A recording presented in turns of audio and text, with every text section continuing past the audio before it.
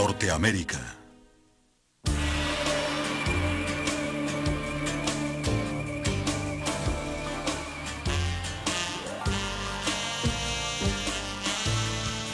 Las Vegas, una ciudad de neón en el desierto.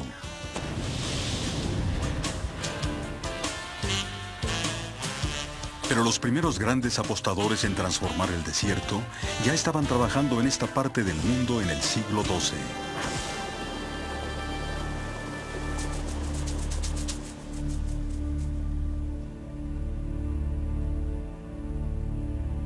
El pueblo que vivió en el suroeste americano hace 900 años construyó una civilización en la árida maleza.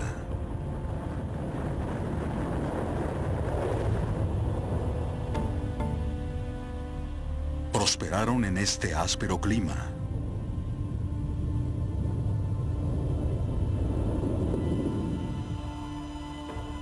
El pueblo del Cañón impuso su propia geometría en el paisaje.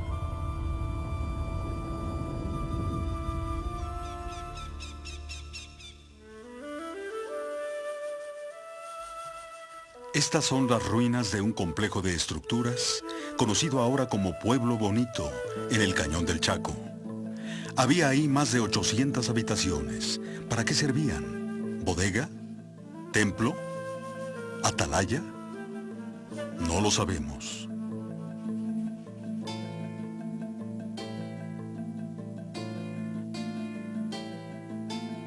Pero lo que sí sabemos por la arqueología es que el pueblo del Cañón empezó pensando en grande.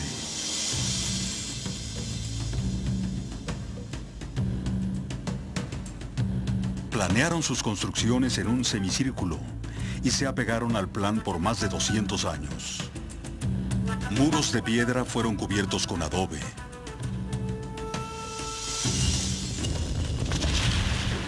Pisos de madera con esteras de sauce, pero cubiertos con arcilla cocida y arena.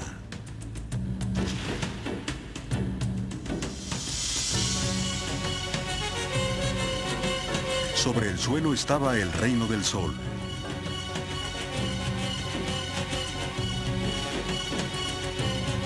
En su corazón estaba la gran Kiva, la mitad construida sobre el suelo, la mitad excavada en la tierra bajo ella. Esta era la más grande de 32 cámaras sagradas. Un espacio ceremonial para más de 600 personas.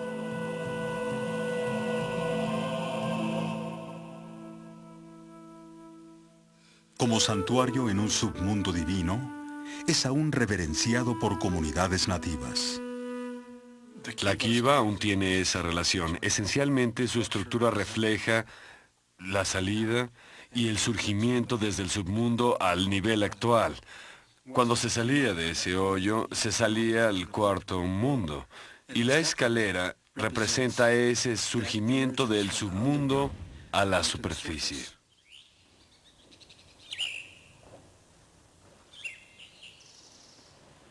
Para mantener el esfuerzo de construcción, además de suministros básicos, tuvieron que traer aquí materiales en bruto desde grandes distancias.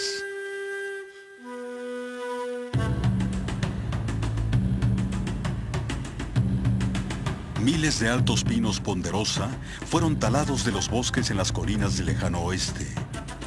Fueron transportados por casi 160 kilómetros a través de las secas llanuras. Estas personas no tenían ruedas ni bestias de carga. Su única fuente de poder eran los músculos humanos.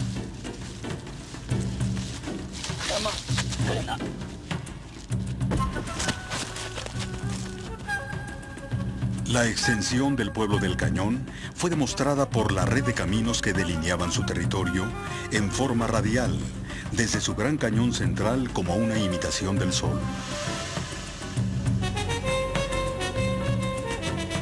A diferencia de muchos senderos indios, estos eran rectos y amplios, de norte a sur. Del territorio rodeado por el sistema de caminos, llegaban tributos y prisioneros de las tribus enemigas. De más allá llegaban lujos. De México, campanas de cobre y las plumas de guacamayas escarlata. De la costa de California, conchas exóticas.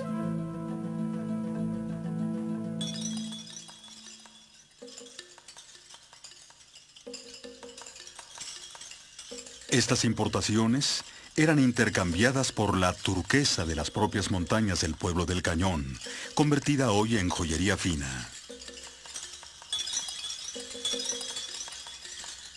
Reflejos del cielo, gotas de azul, casi tan preciosas aquí como el agua.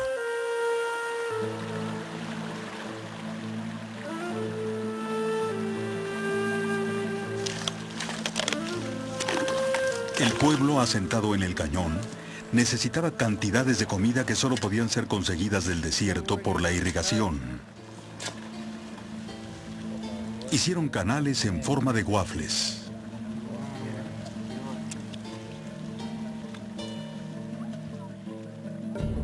El maíz alimentó la explosión de mano de obra del siglo XII. El maíz era el dios que los pueblos comían, semillas que almacenaban al sol.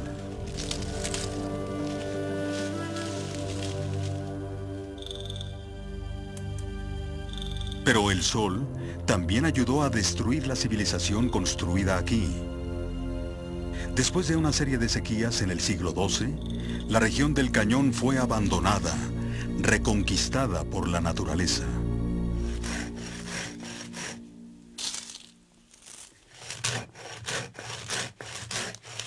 Aunque las construcciones quedaron desiertas, el modo de vida sobrevivió.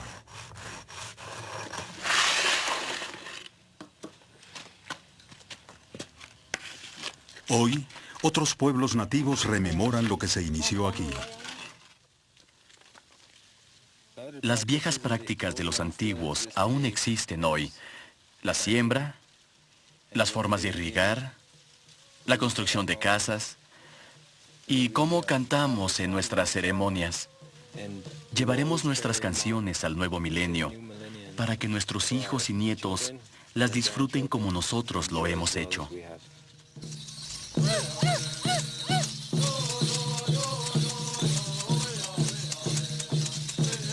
El pueblo del Cañón estaba aislado, pero no era único.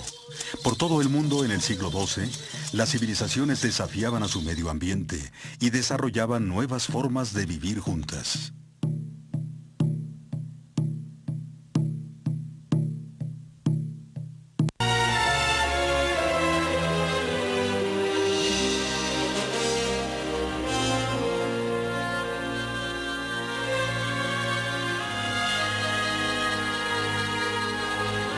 Francia.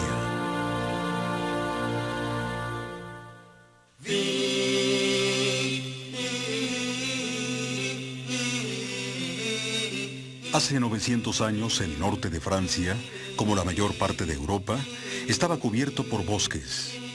Los árboles dominaban la tierra y la mente. Pero en el siglo XII los monjes construyeron monasterios, como aquí, en Fontenay. Abadías como esta usaron madera para sus techos antes de envolverlos en piedra para hacerlos durar.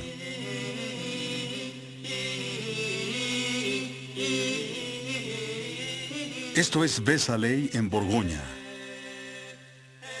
Como otras iglesias del siglo XII, se había vuelto muy pequeña para el creciente número de peregrinos que ahora la inundaban. Vézelay fue reconstruida y ampliada. Estos espacios de luz se burlaban de la oscuridad del bosque exterior.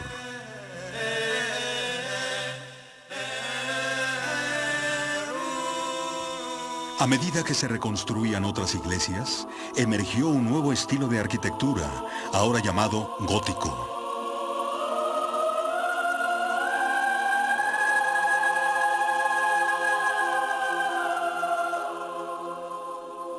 Esto es Saint-Denis, cerca de París, donde el abad Suger estaba tan orgulloso de su reconstrucción que incluyó su propia imagen a los pies de Cristo. El corazón del santuario brilla en esplendor. centellea en esplendor y el magnífico trabajo resplandece con una nueva luz. Soy yo, Suger, quien amplió esta estructura. Fue hecho bajo mi dirección.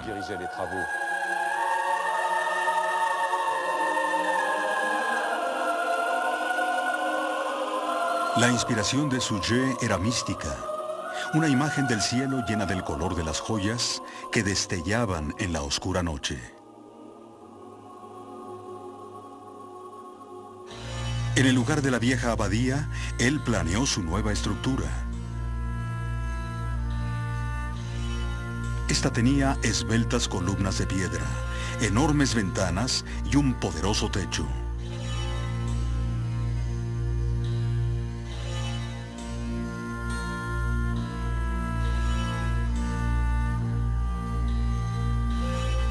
La vista sería atraída hacia arriba, hacia el cielo.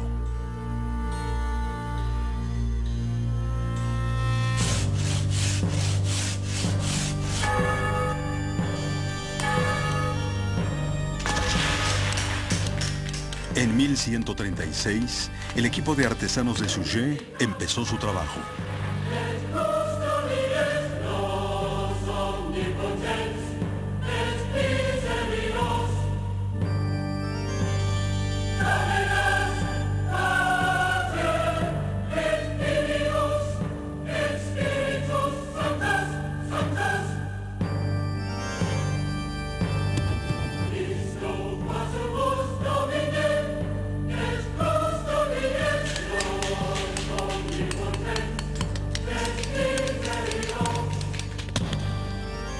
Pero Suger pronto enfrentó un problema. ¿Dónde encontrar las vigas que necesitaba para sostener un techo tan grande como había imaginado? Sus carpinteros temían que no quedara ningún árbol bastante alto en los disminuidos bosques. Suger registró lo que pasaba. Me levanté temprano, hice a un lado todos mis otros deberes. Tomé las medidas de las vigas que necesitábamos y me dirigí al bosque de Yvelines.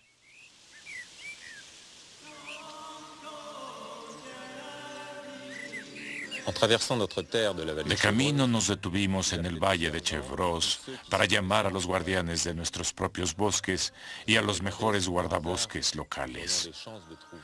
Les preguntamos bajo juramento si podíamos encontrar maderos del tamaño que necesitábamos. Ellos sonrieron y se hubieran reído si se hubieran atrevido. Nada de ese tamaño puede encontrarse en toda la región. Sin embargo, comenzamos a buscar en los bosques con el ánimo de nuestra fe. Temprano al atardecer encontramos un árbol lo bastante grande para la primera viga.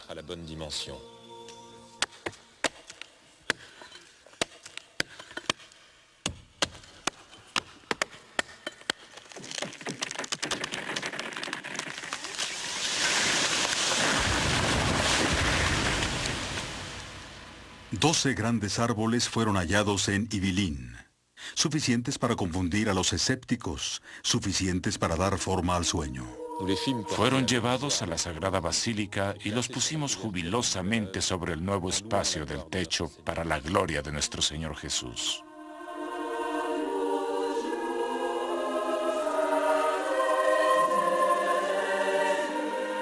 Era el principio de un nuevo estilo de arquitectura. La iglesia de Suger era un estuche de luz, reflejando el cielo, centellando en colores para inspirar al hombre con la presencia y gloria de Dios.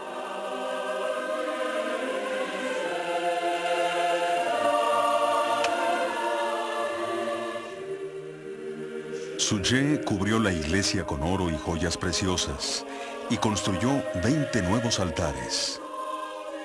Gastó una fortuna del tesoro real en cruces de oro y lujos exóticos.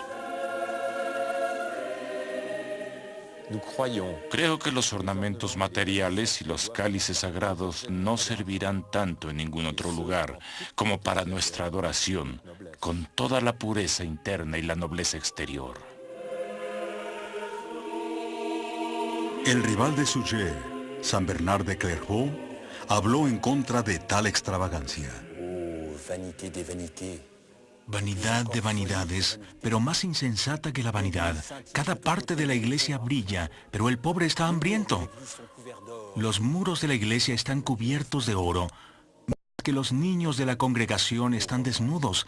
Díganme entonces, pobres monjes, si en verdad son pobres, ¿qué hace ese oro en el lugar santo?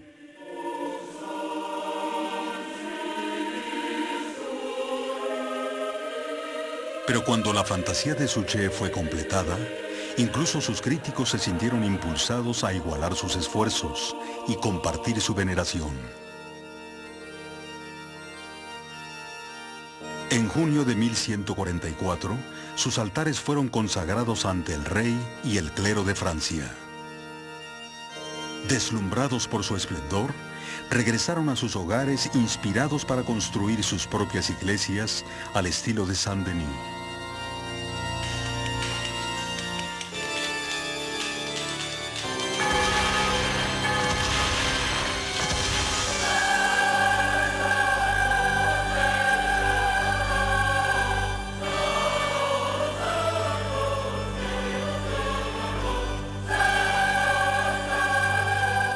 La obra maestra fue la Catedral de Chartres.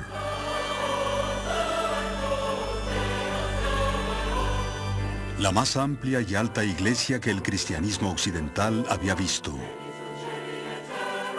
Las ideas que reconstruyeron Saint-Denis fueron magnificadas en Chartres.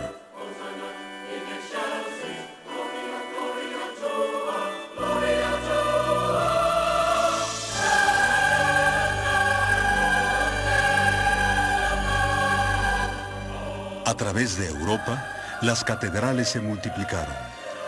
Cada año, durante los siguientes 150 años, se completaría una nueva catedral gótica.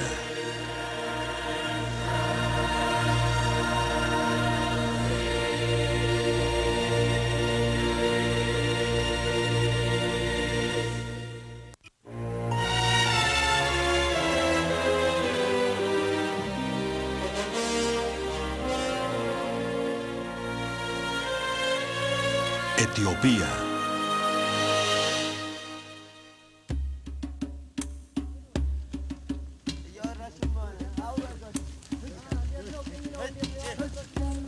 Mientras que las iglesias se elevaban al cielo en Europa, en el África del siglo XII eran esculpidas en el suelo.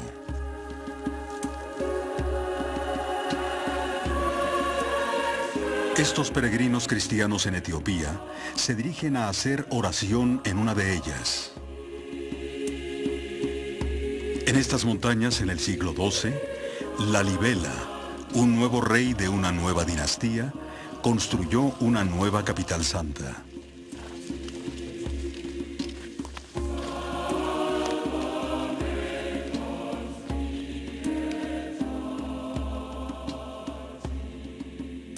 Hoy, el legado de Lalibela continúa vivo en el esplendor físico de las iglesias y en las tradiciones de sus sacerdotes guardianes.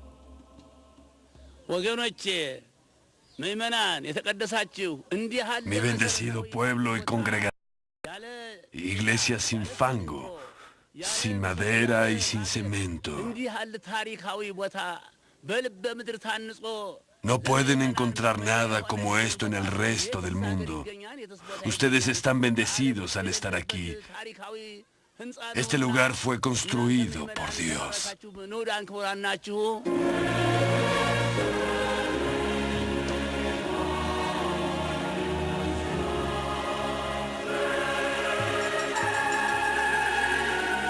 Cada año, el día de San Jorge, los peregrinos se reúnen para celebrar una fe que ha perdurado aquí durante 16 siglos.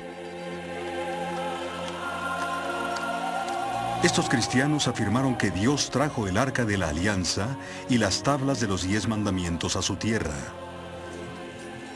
En los días santos, los sacerdotes actuales llevan en sus cabezas réplicas de las tablas, envueltas en lienzos dorados.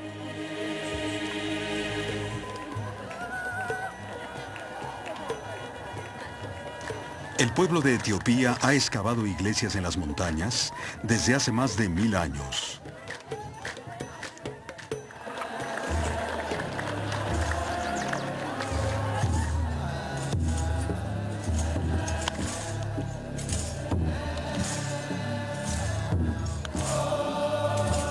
Pero las 11 iglesias de la Libela simbolizan su logro para el mundo exterior.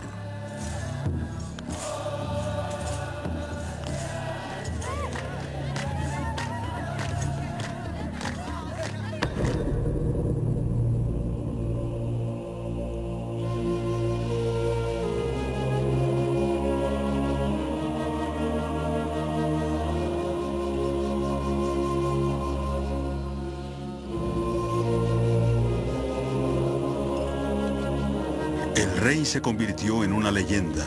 Su historia es contada por los monjes aún ahora.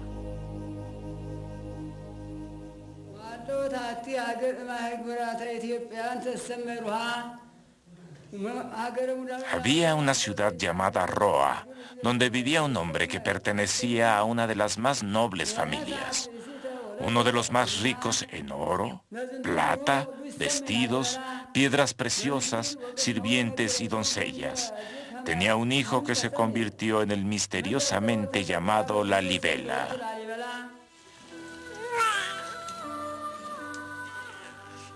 En la leyenda, la grandeza del rey fue reconocida al nacer. Un enjambre de abejas descendió sobre su cuna como si fuera de miel.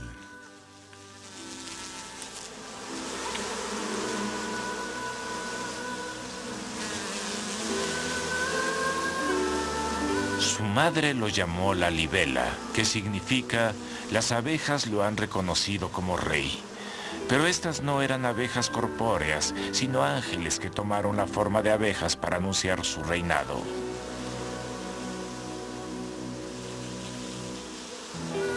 Dios envió a uno de sus ángeles para llevar a la Libela al cielo y mostrarle la iglesia más sagrada. La Libela, según la historia, ordenó que se hicieran herramientas para esculpir templos, como aquellos que había visto en el cielo.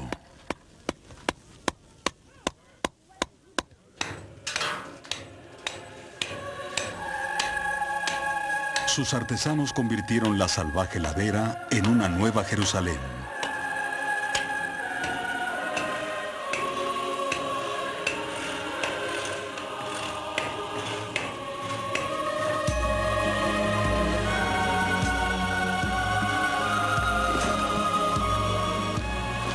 El trabajo tardó 24 años.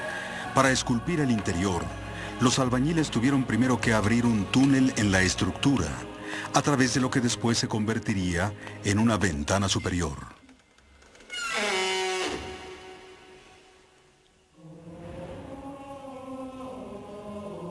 Embelleció los interiores y de esta forma terminó la construcción de las iglesias, reproduciendo todo lo que había visto en el séptimo cielo. Todo tallado sin madera para las ventanas, ni mortero para las piedras. Todo hecho de la roca natural.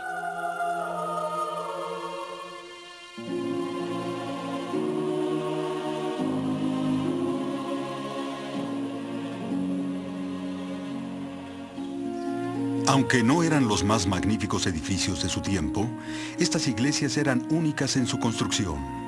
Personificaban un ideal típico del siglo: remodelar la naturaleza para cumplir una visión. Pero mientras los sacerdotes hablaban de la espiritualidad de la Libela, él tenía un propósito más práctico, un programa político: proclamar su legitimidad como heredero de Salomón.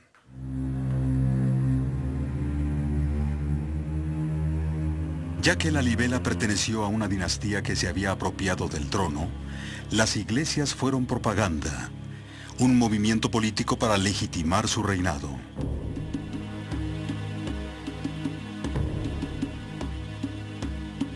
Con un ejército de 60.000 hombres, la Libela lanzó campañas para extender su reino.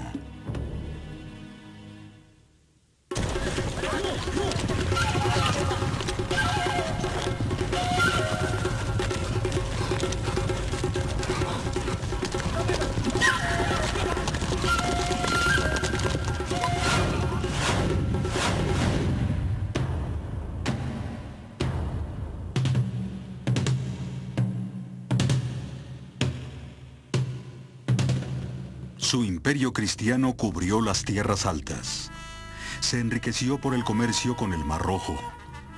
Erigió iglesias en las más altas cimas y mantuvo a raya a los musulmanes cercanos.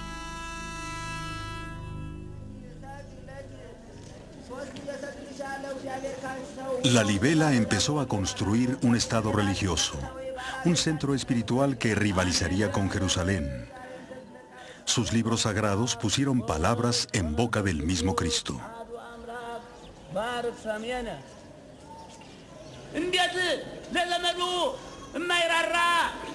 Bendigo este lugar y de ahora en adelante será un lugar sagrado como el monte Tabor o el Gólgota, el lugar de mi crucifixión o como Jerusalén. Si un hombre emprende peregrinaje hacia aquí, será igual que si fuera a mi tumba en Jerusalén. Y si alguien recibe mi carne y sangre en estas iglesias, será redimido de todos sus pecados.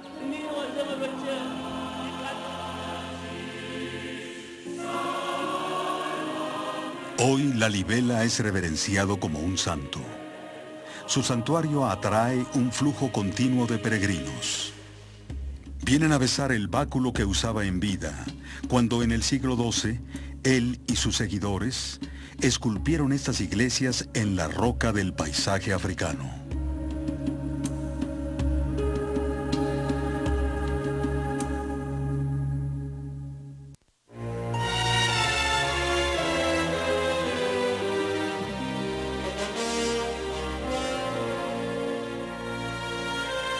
Italia.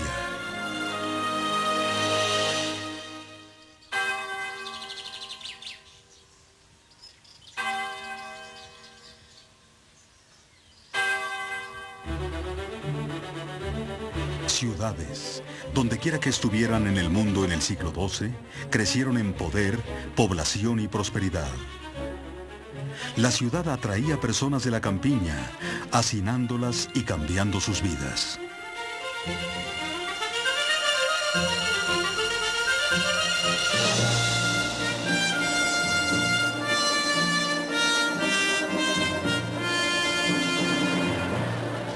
Siena, en el norte de Italia, una ciudad orgullosa de su pasado romano. Aquí, los ciudadanos del siglo XII compartían un estado de ánimo, el orgullo cívico. Se formó un espíritu de ciudadanía a partir de enemistades y rivalidades, con rituales competitivos como este, representado 2 veces por año.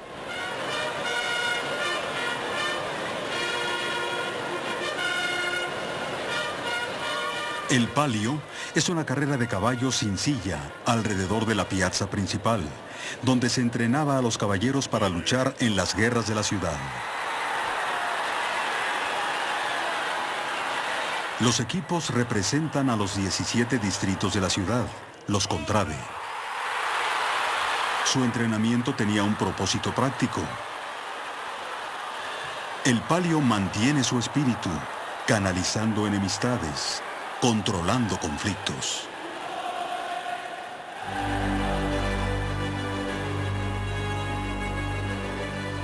El norte de Italia en el siglo XII era una arena de ciudades rivales, cada una reclamando santos y héroes, y compitiendo con las otras por prestigio.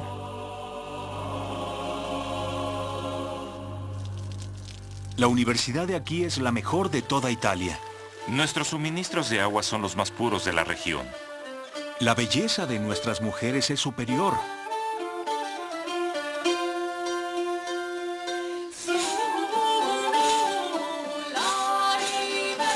Los muros hacen una ciudad, decía Isidoro de Sevilla, pero una comunidad cívica se construye con personas, no con piedras.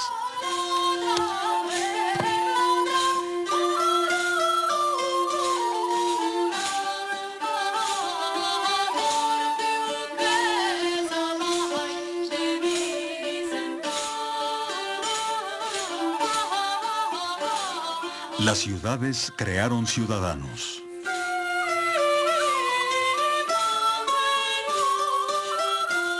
En todas nuestras ciudades más populares vemos una multitud de personas que han dejado sus hogares por su libre albedrío, pero un hombre lleva sus virtudes consigo donde quiera que va.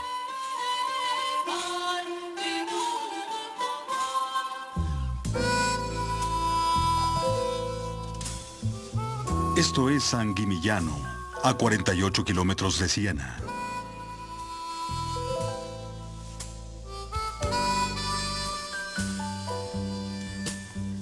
Es afectuosamente llamado el Manhattan medieval. Estas torres fueron levantadas como defensa y desafío.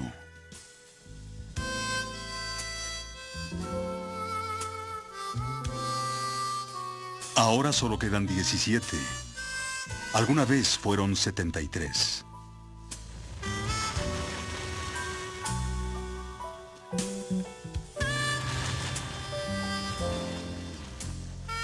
San Gimignano es excepcional hoy. Pero antes, todas las ciudades prósperas como Siena crecieron de la misma forma, hacia arriba.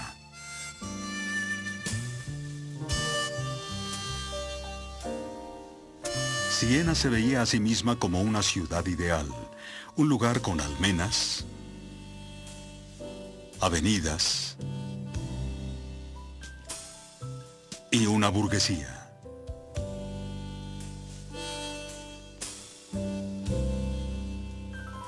La expansión de las ciudades del siglo XII sacudió el balance de poder. Cuando los ciudadanos se otorgaron derechos a sí mismos, eligieron cónsules y declararon su independencia. Los emperadores y jefes supremos se horrorizaron.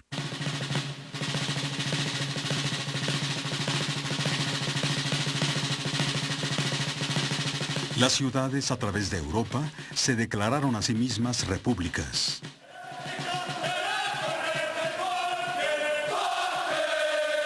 El Papa fue echado de Roma 2 veces, y en 1156 Siena echó fuera al emperador Barbarossa. Los grandes terratenientes, si querían convertirse en ciudadanos, tenían ahora que prometer obedecer la ley.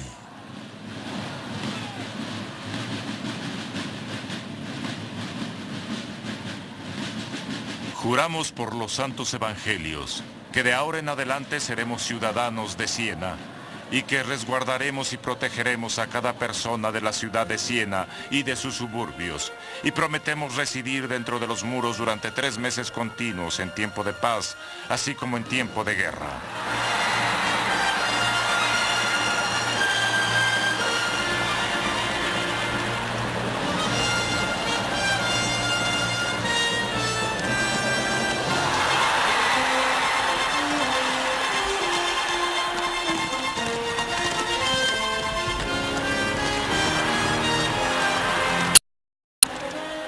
Los contrastes de la condición de Estado de Siena, la confianza personal y solidaridad de los ciudadanos eran típicos de una ciudad del siglo XII. Tenían poblaciones más densamente agrupadas que las que el mundo había visto durante siglos.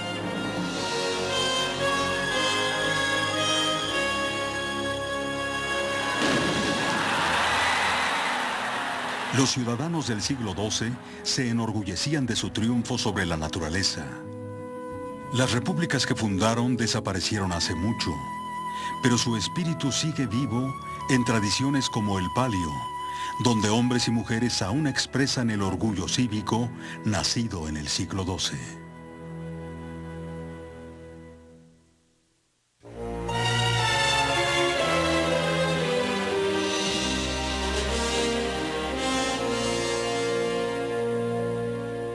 Australia.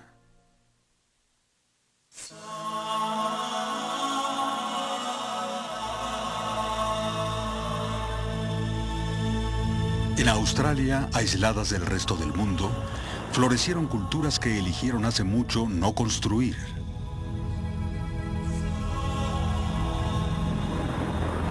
Para estos pueblos nómadas, cada parte del terreno estaba dotada de una importancia sagrada.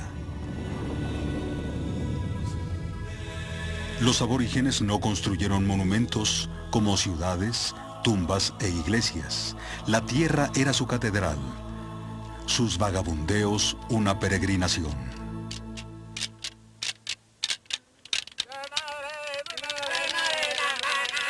Cada aspecto de la vida estaba imbuido de ceremonias y rituales.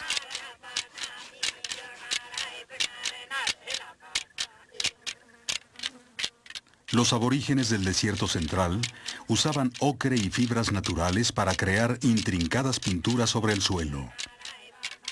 Las combinaban con música para seguir las huellas de los viajes de sus ancestros en el tiempo de los sueños. El tiempo de los sueños es la historia de la creación. El legendario principio de los tiempos en el que criaturas sobrenaturales crearon al mundo cantando. La tierra fue moldeada por serpientes arcoíris, lagartos gigantes y hombres relámpago.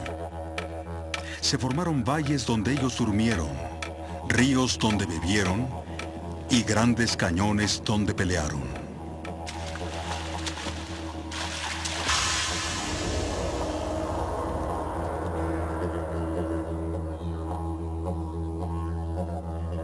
En el principio del tiempo de los sueños, Waramagunji salió del mar. Ella creó la tierra y dio a luz a la gente. Ginga, el cocodrilo gigante, creó el país de roca. Maraguchi, el águila marina, trajo nenúfares en las garras y los plantó en las tierras inundadas. Se internaron en el paisaje donde permanecen hasta hoy.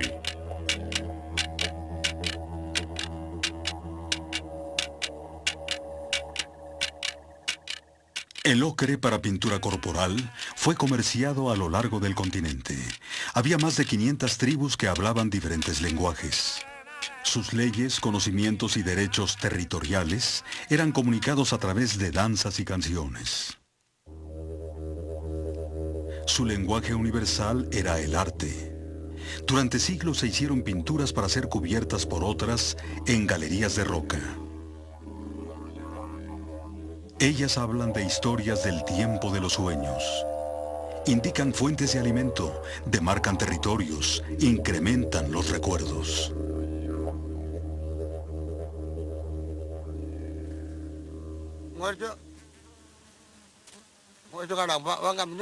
Les hablo desde mi país. Nuestro pueblo ha vivido en este lugar durante mucho tiempo.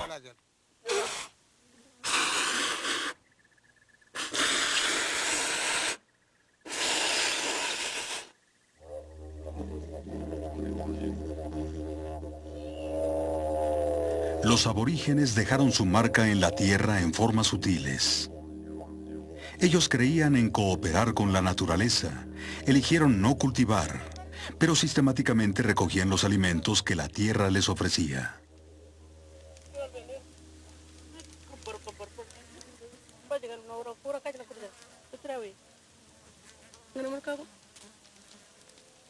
Su dieta estaba complementada con lagartos salvajes, insectos y canguros. Los animales nativos de Australia no podían ser domesticados por el hombre. El conocimiento del medio ambiente era vital para una cultura que no cultivaba.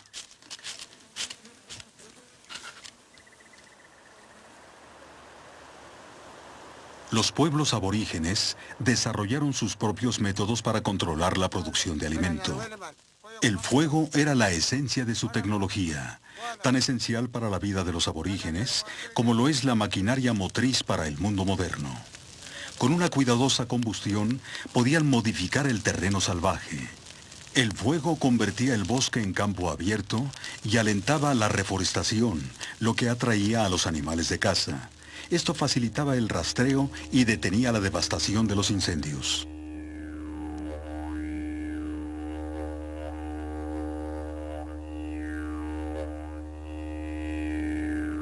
Los aborígenes sobrevivieron exigiendo poco de la naturaleza. Moviéndose por toda la campiña en pequeños grupos nómadas. Ellos creían que la tierra los alimentaría, mientras que ellos cuidaran de la tierra.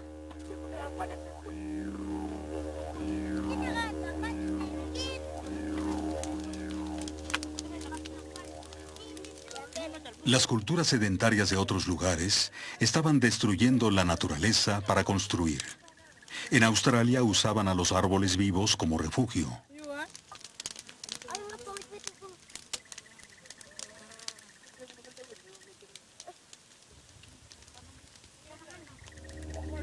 Las civilizaciones regularmente son juzgadas por los monumentos que dejan tras de ellas, pero los aborígenes no estaban interesados en esa clase de inmortalidad.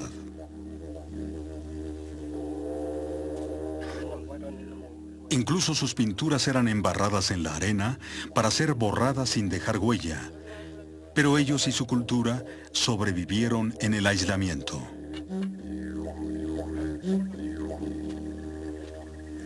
En el siguiente siglo, del otro lado del mundo, otro pueblo nómada surgiría de su aislamiento y crearía el mayor imperio terrestre que el mundo había conocido.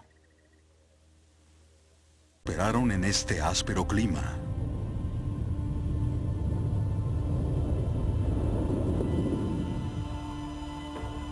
El pueblo del Cañón impuso su propia geometría en el paisaje.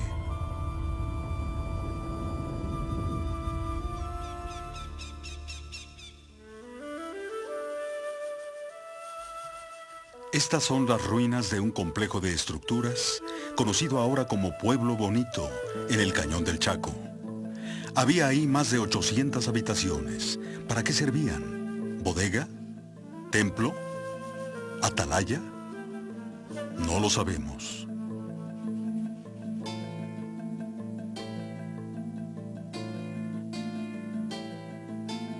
Pero lo que sí sabemos por la arqueología es que el pueblo del Cañón empezó pensando en grande.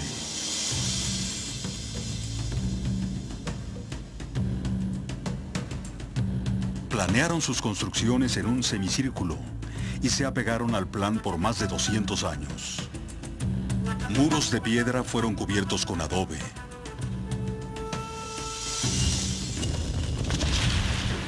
Pisos de madera con esteras de sauce, pero cubiertos con arcilla cocida y arena.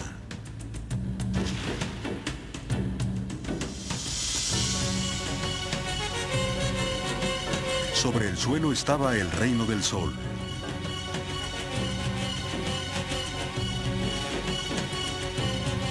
En su corazón estaba la gran Kiva, la mitad construida sobre el suelo, la mitad excavada en la tierra bajo ella. Esta era la más grande de 32 cámaras sagradas. Un espacio ceremonial para más de 600 personas.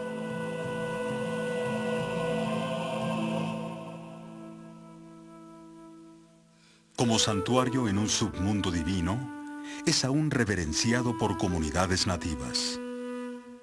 La Kiva aún tiene esa relación. Esencialmente su estructura refleja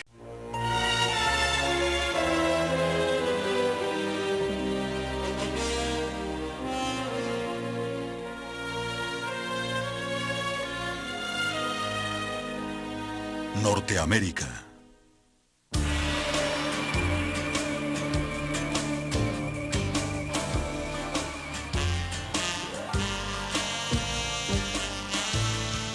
Las Vegas, una ciudad de neón en el desierto.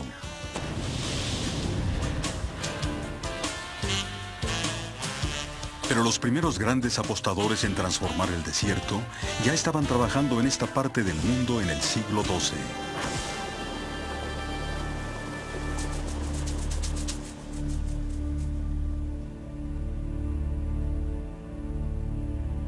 El pueblo que vivió en el suroeste americano hace 900 años construyó una civilización en la árida maleza.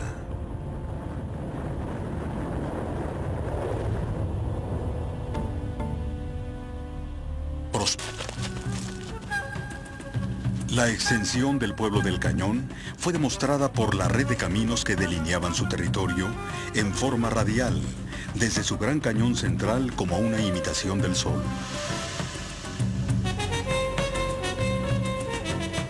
A diferencia de muchos senderos indios, estos eran rectos y amplios, de norte a sur.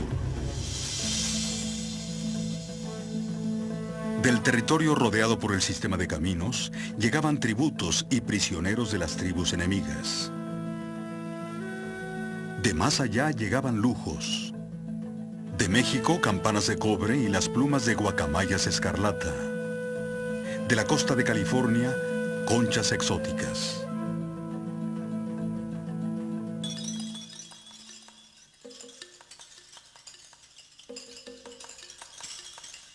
Estas importaciones eran intercambiadas por la turquesa de las propias montañas del pueblo del Cañón, convertida hoy en joyería fina. La salida y el surgimiento desde el submundo al nivel actual. Cuando se salía de ese hoyo, se salía al cuarto mundo. Y la escalera representa ese surgimiento del submundo a la superficie.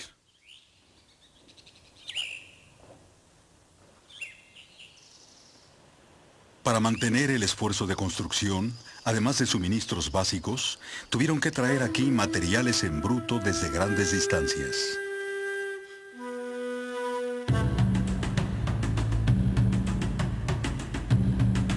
Miles de altos pinos ponderosa fueron talados de los bosques en las colinas del lejano oeste. Fueron transportados por casi 160 kilómetros a través de las secas llanuras. Estas personas no tenían ruedas ni bestias de carga. Su única fuente de poder eran los músculos humanos.